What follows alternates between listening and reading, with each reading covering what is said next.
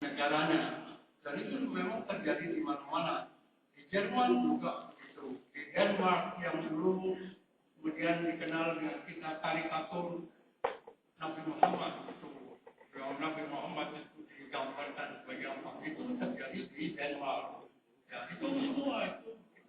Jadi kelompok-kelompok ini itu maunya itu bahwasanya negaranya itu harus tetap dipegang, didominasi oleh jadi seperti ada di Jerman dulu, dia mengatakan Jerman itu Deutschland berharap bukannya Jerman itu di atas dari bangsa-bangsa yang lain. Ya. Nah, ini hal yang sangat satu perkembangan Islam yang sangat cepat sekali di dunia ini.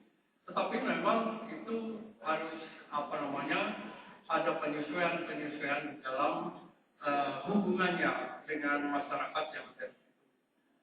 Itu karena kelompok ultrakanan ini sekarang di mana-mana itu juga merupakan fenomena yang umum. Saya baca tadi pagi di surat kabar itu di Inggris sebenarnya itu adalah pusat dari kelompok ultrakanan ini. Dan kita lihat memang di Inggris itu masjidnya banyak sekali di kota London. Ya, jadi ya di mana-mana sekarang di kota besar di Eropa itu pasti ada masjid. Jadi kita memang sulit sekali. Dan hal yang demikian itu juga terjadi di saya dulu sangat kesulitan sekali kalau di bandara itu mau sholat. Pernah di Singapura tahun 75 itu sholat terpaksa di depan WC karena tak ada tempat itu. Tapi sekarang itu di bandara di Singapura itu ditempatkan untuk tempat sholat itu yang baik sekali, yang bagus sekali.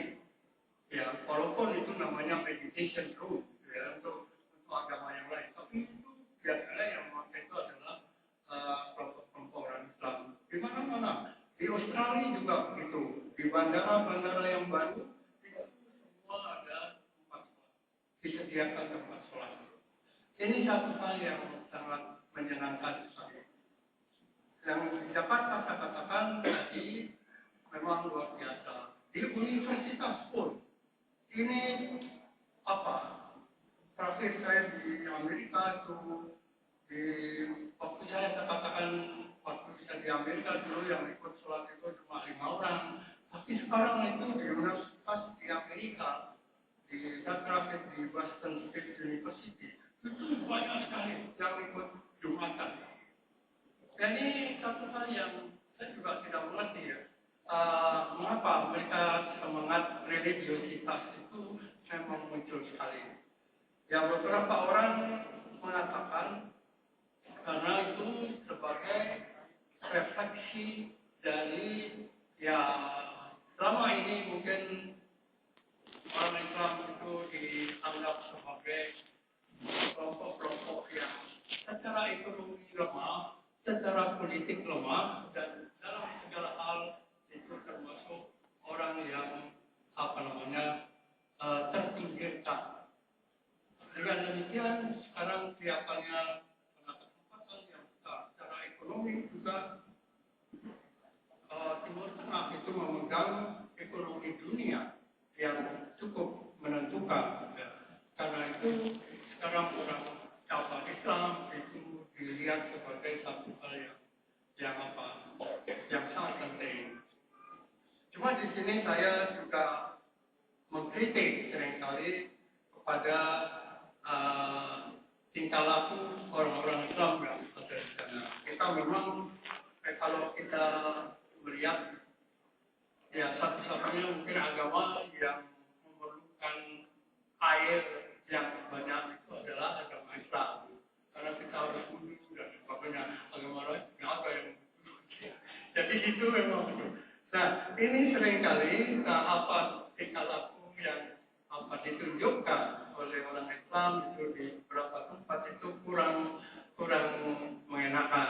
Saya dulu di Australia, di Amerika itu ya orang-orang kalau wudhu itu kakinya lalu dinaikkan di wastafel itu yang untuk mencuci itu.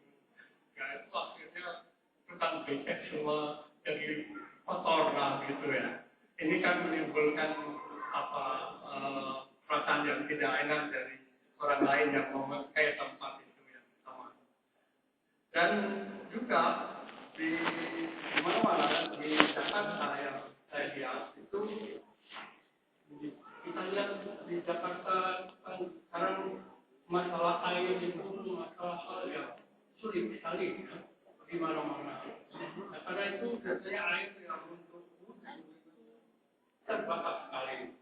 Sementara yang mau wudhu banyak sekali. Nah, ini saya lihat biasanya orang atau kalau punya air di belakang panjang, tapi dia menikmati wudhunya itu sampai lama sekali. Padahal yang di belakang ini sudah habis waktunya.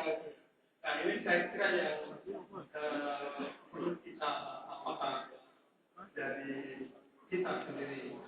Memang kita lihat sekarang persoalan air ini persoalan yang luar biasa. Banyak orang para ahli mengatakan bahwa perang dunia yang akan datang itu bukan perang memperebutkan seperti minyak dan sebagainya, tapi adalah perang untuk memperebutkan air. Ini yang hal yang luar biasa. Karena memang di Eropa, di mana-mana, di Australia sendiri, itu yang waktu saya di sana itu airnya melimpah luar biasa. Sekarang itu semuanya dijatah. Ya. Di Australia dijatah. Jadi di Sydney, di Melbourne itu setiap rumah seperti di sini di Gunung Kidul itu harus menyediakan tangki penampungan untuk air hujan. Karena dengan air hujan itu diperbolehkan untuk menyiram tanaman dan sebagainya. Kalau yang dari pump itu tidak boleh dipergunakan untuk itu. Kecuali hari-hari tertentu. Jadi sangat bijak betul. Karena ini masalah air itu luar biasa. Ya. Nah, di sini saja juga begitu.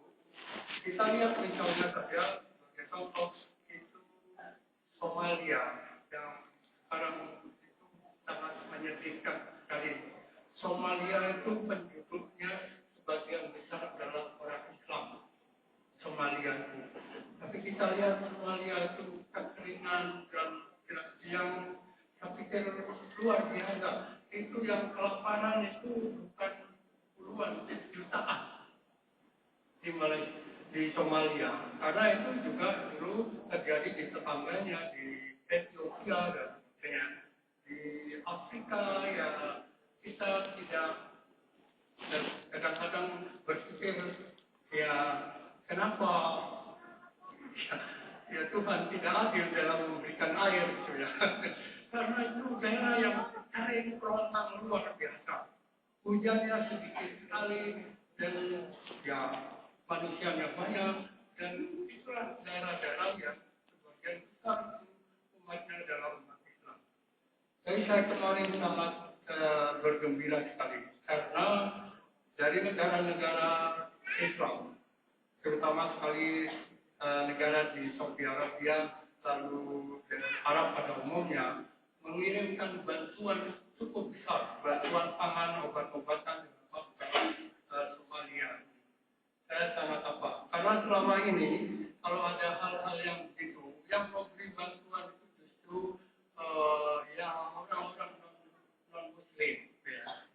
Karena itu saya sangat berbahagia sekali melihat dari solidaritas dari orang Islam kepada ya sesama kita di negara lain.